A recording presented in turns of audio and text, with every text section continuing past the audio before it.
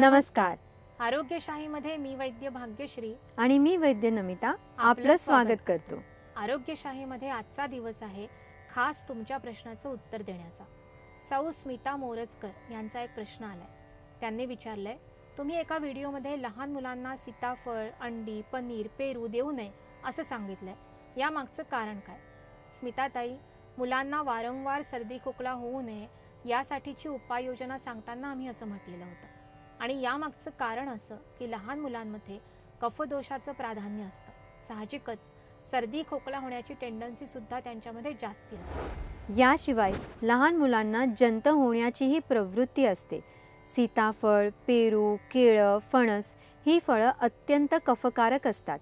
अंडी, चीज, पनीर, दही या गोष्टीसुद्धा पचायला अवघड आणि कफदोष वाढवणाऱ्या असतात. त्यामुळे वयानुसार आधीच कफदोषाचं आधिक्य असताना, जंत होण्याची प्रवृत्ती असताना जर का या कफकारक आणि जड गोष्टींचं सेवन केलं गेलं तर त्यामुळे मुलांमध्ये सर्दी खोकला होण्याचं प्रमाण अजूनच वाढताना दिसतं. कित्येकदा प्रोटीन मिळायला हवं या नावाखाली आजकाल लहान मुलांना अंडी, पनीर किंवा चीज देण्याचा आग्रह धरला जातो. पण प्रोटीनसाठी नेमके कफवर्धक पदार्थ निवडल्यामुळे सर्दी खोकला होणार आहे आणि त्यामुळे शेवटी तब्येत सुधारणार नाहीच आहे हे आपल्या लक्षात येत नाही. अंडी पचायला अवघड, उष्णता वाढवणारी असतात. शिवाय सध्या मिळणाऱ्या अंड्यांवर हॉर्मोन्सच्या इंजेक्शनचा मोठा परिणाम झालेला असतो.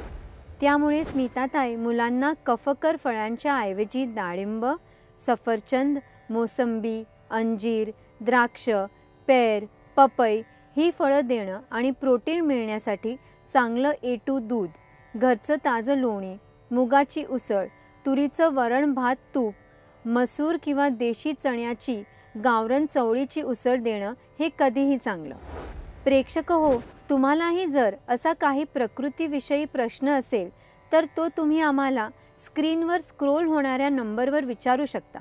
आपल्या प्रश्नाचं उत्तर जाणून घेण्यासाठी पाहत रहा आरोग्यशाही लोकशाही मराठीवर.